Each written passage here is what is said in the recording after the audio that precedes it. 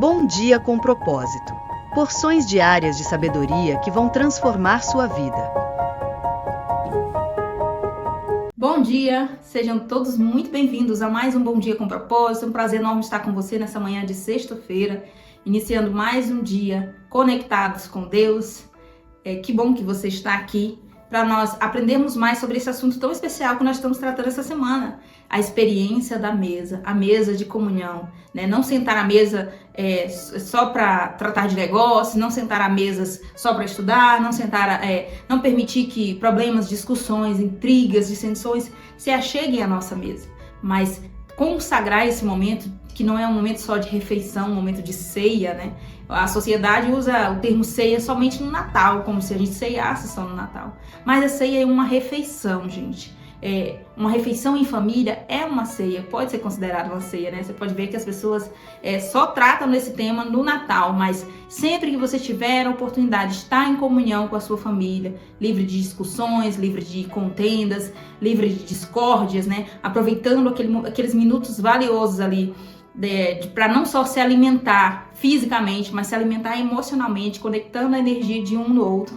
Hoje nós vamos ler um texto especial onde vai falar de mesa de comunhão, especificamente sobre isso que eu tô falando, que é a ceia, que aconteceu em Atos 2, já no finalzinho do capítulo, onde a igreja agora estava sob liderança de Pedro, aliás, dos discípulos como um todo ali, porque Jesus já havia morrido e ressuscitado e ido morar com o Pai, e agora já não é mais aquela ceia que nós aprendemos essa semana, onde Jesus fez a ceia na Páscoa, né, só com o pão, o cálice, e fez toda aquela simbologia, nos ensinando a repeti-la, para fazer isso em memória dele. Agora não mais assim, mas aqui, nesse contexto, a igreja estava se reunindo, né, numa só fé, numa só comunhão, para fazer esse momento de alimentação junto, de partir do pão, para compartilhar uns com os outros, os que tinham mais, os que dispunham de mais recursos, compartilhavam com os que tinham menos. E aí já está um grande exemplo de comunhão. É quando eu não estou preocupada só com o que eu vou comer, com a minha barriguinha cheia, com a minha mesa farta, com a minha despensa cheia.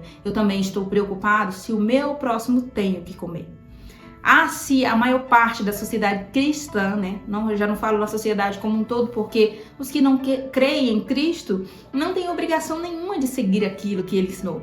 Mas aqueles que se autodenominam cristãos, seja só por fé, só pela fé, e às vezes não colocam em prática os ensinamentos de Jesus, são estes que têm a obrigação de colocar em prática. E um dos ensinamentos de Jesus foi isso: mesa de comunhão, tempo de mesa, com as pessoas que nós amamos e com as pessoas que estão à nossa volta, ao nosso redor.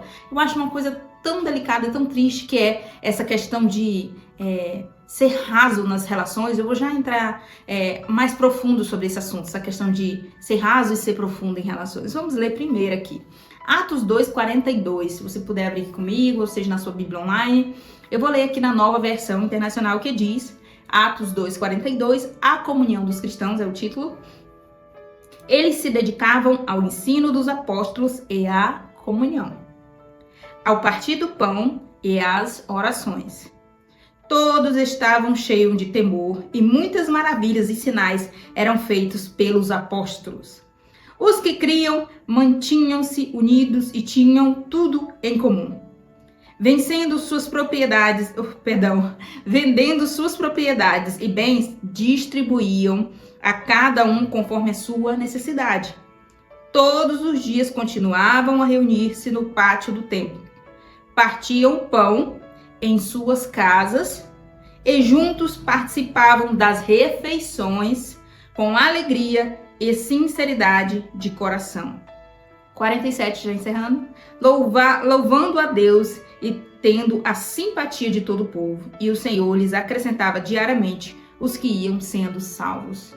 Gente, quantos ensinamentos e quantas lições tem nesse pequeno recorte aqui do capítulo 2. Vale a pena depois você sentar, ler mais uma vez, pegar aí seu marca-texto, seu lápis e fazer a anotação, porque isso aqui é o tipo de texto que a gente tem que ler, assim, pelo menos uma vez no mês, o mesmo texto, até fixar, até esconder no nosso coração, como disse Davi, escondi a tua palavra no meu coração para não pecar contra ti. Está no livro de Salmos essa passagem.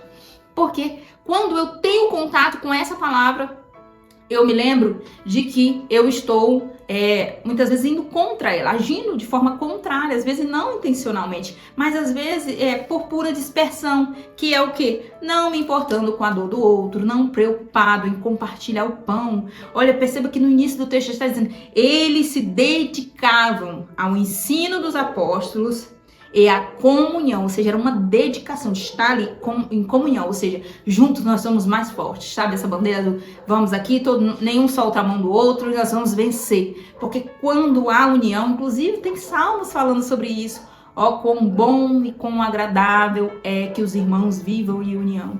E quem são esses irmãos, Eli?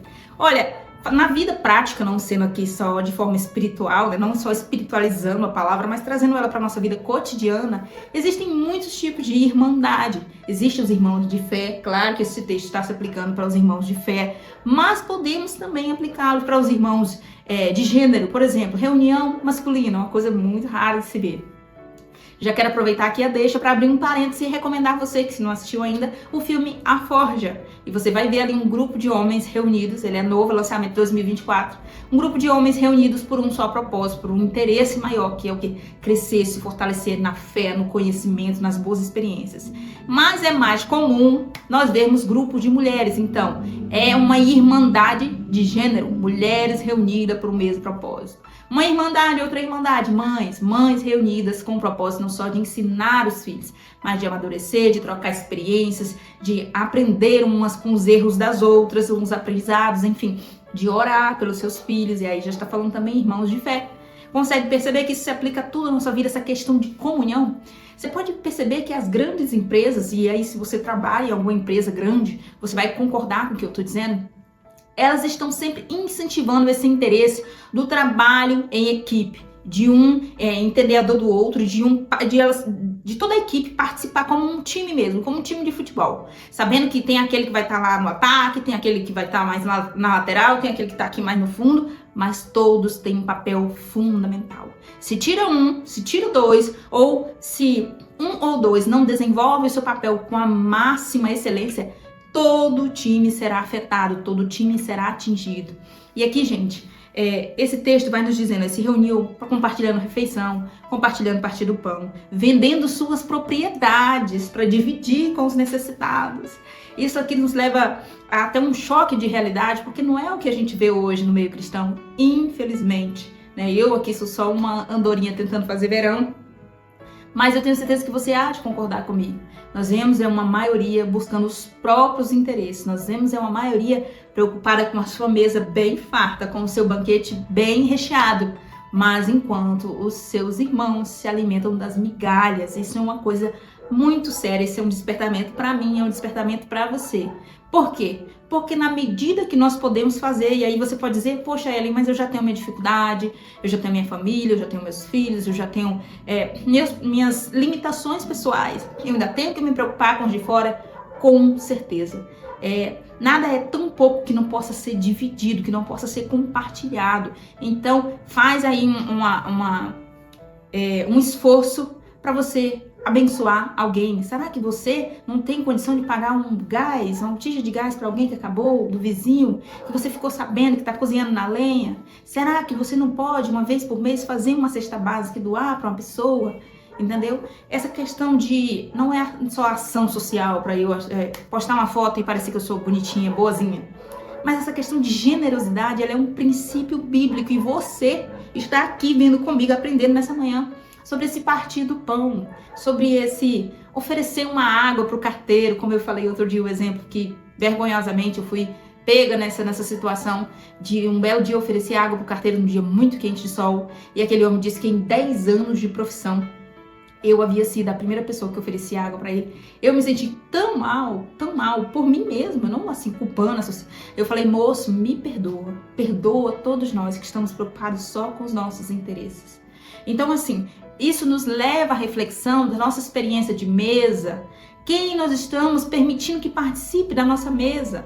Será que a gente está só almejando sentar com os reis para os grandes banquetes, sejam os reis de forma política, governo, sejam empresários, mas quem pequeno, quem que não tem condição que nós estamos chamando para sentar à nossa mesa? Quem que você sabe que às vezes a pessoa não está precisando de um prato de comida, ela está precisando de companhia, de tempo de mesa, de atenção, de conselho, da sua presença. Eu quero te levar a uma reflexão no sentido de é tão triste, eu já passei por isso, sei o quanto que é destruidor, só quem já passou sabe o que a gente sente por dentro emocionalmente. Quando você faz parte de um grupo, seja na sua própria família mesmo, tá? Família de sangue, ou seja na família de fé, ou seja nos outros grupos que eu citei ainda agora, seja no local de trabalho, enfim. É muito triste você estar fazendo parte de um grupo, mas não se sentir pertencente.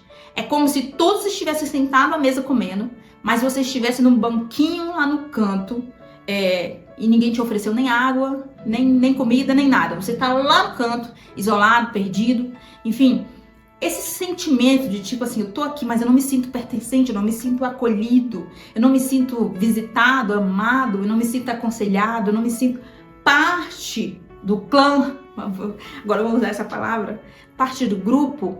Esse sentimento é horrível, então tome muito cuidado também para você não ser a pessoa que proporciona esse sentimento nas outras pessoas, que dá prioridade para uns e exclui outros, que ri mais com os que têm mais condição, com os que te presenteiam, te elogiam e esquece aqueles que estão lá mais retraídos, porque sempre, gente, sempre, todos nós, grandes e pequenos, independente de condição social, independente de cor, de raça, todos nós temos problemas e temos cicatrizes e temos dores que muitas vezes ela fica ali caladinha. Muitas vezes a gente não põe pra fora e muitas vezes a gente não tem a habilidade de disfarçar muito bem como outras pessoas.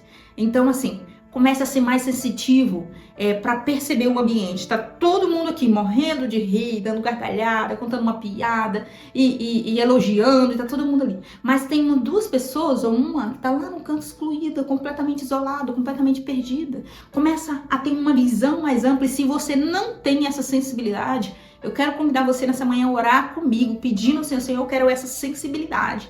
Quero ser uma pessoa que perceba a dor do outro, que tenha empatia, que me coloque no lugar dele, que tenha, Senhor, a sensibilidade não só de ver a dor do outro, mas de fazer alguma coisa que estiver ao meu alcance para aliviar o fardo dele. Porque está escrito que nós temos o dever de aliviar o fardo uns dos outros. Isso é ser cristão, isso é evangelho, isso é cristianismo. E isso aqui que a igreja primitiva estava vivendo um momento de muito avivamento. E como assim? Foi porque o Espírito Santo desceu, confundiu, houve as várias pessoas falando novas línguas e houve muito barulho. Foi por causa disso o avivamento, Eli?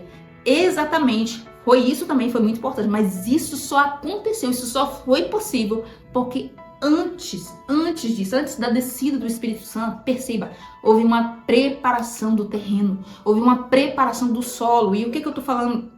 Tô querendo dizer com isso, houve uma preparação dos corações, houve quebrantamento, houve humilhação. O povo estava dilacerado com a partida de Jesus, com aquela crucificação ferrenha ali, sofrida, triste, todo mundo dispersou, ficou desolado. Aí depois Jesus apareceu para eles, né? Depois quando ressuscitou, Jesus apareceu para eles, consolou eles, passou algumas instruções, até comeu com eles. Eu achei isso muito interessante, tem essa passagem lá em Lucas.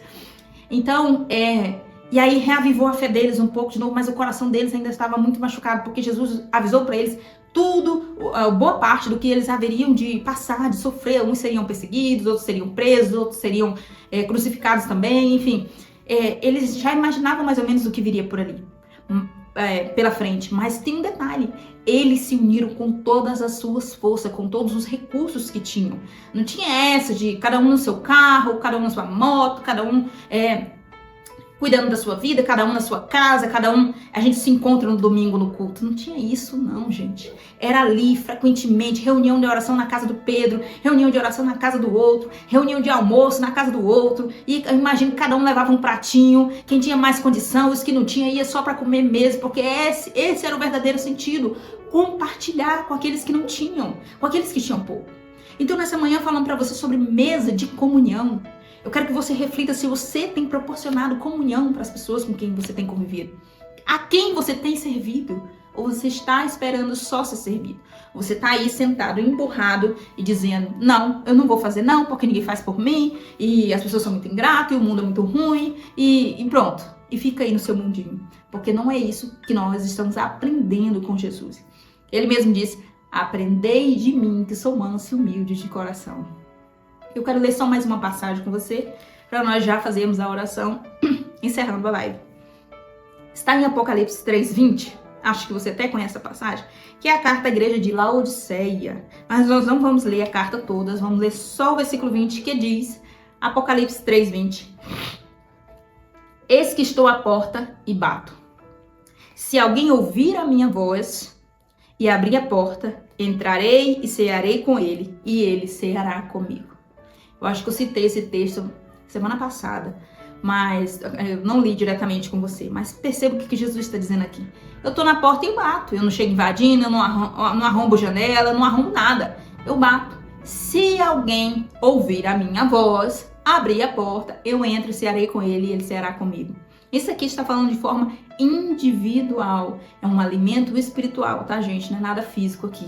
Mas o que ele está querendo dizer é: eu todo dia vou até a casa emocional ou espiritual, das pessoas e vou batendo, toque, toque, toque, toque. Aqueles sinais que você vai ouvindo, vai, tô sentindo vontade de orar, mas daqui a pouco eu falo, tô sentindo vontade de ler um texto bíblico, mas mais tarde, amanhã.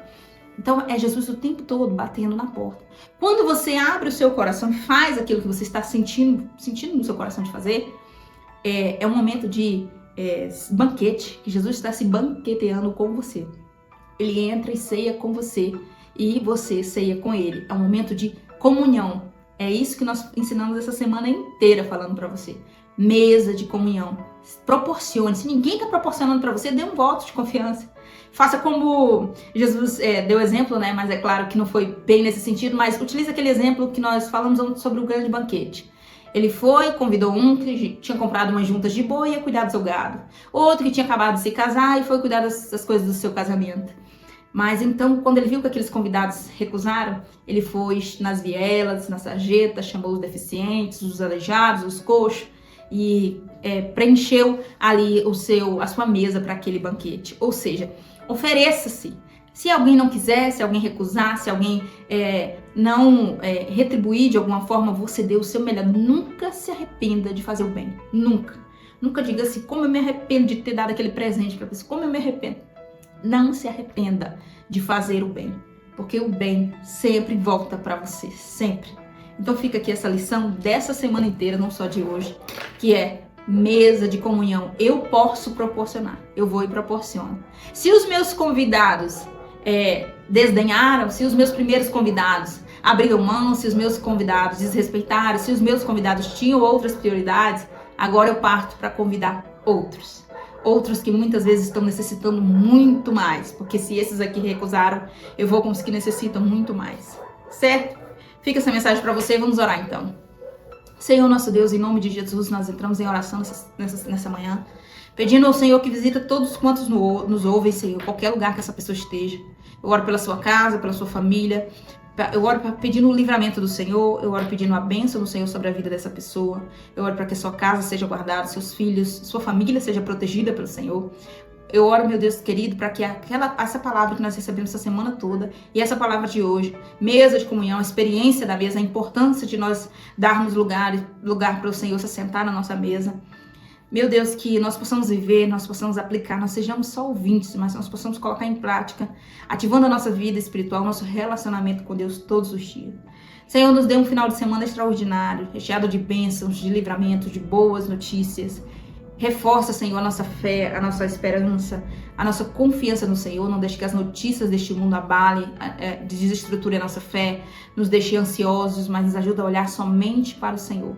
Nos ajuda a tomar boas decisões, ó Deus. Nos ajuda a sentar em mesas que o Senhor tem preparado para nós. Nos ajuda a não sermos empecilhos das nossas próprias bênçãos. Em nome de Jesus, nós te pedimos, ó Pai, atenta para o pedido de oração de cada um. Todos quantos têm orado conosco, Senhor, têm apresentado as suas causas individuais.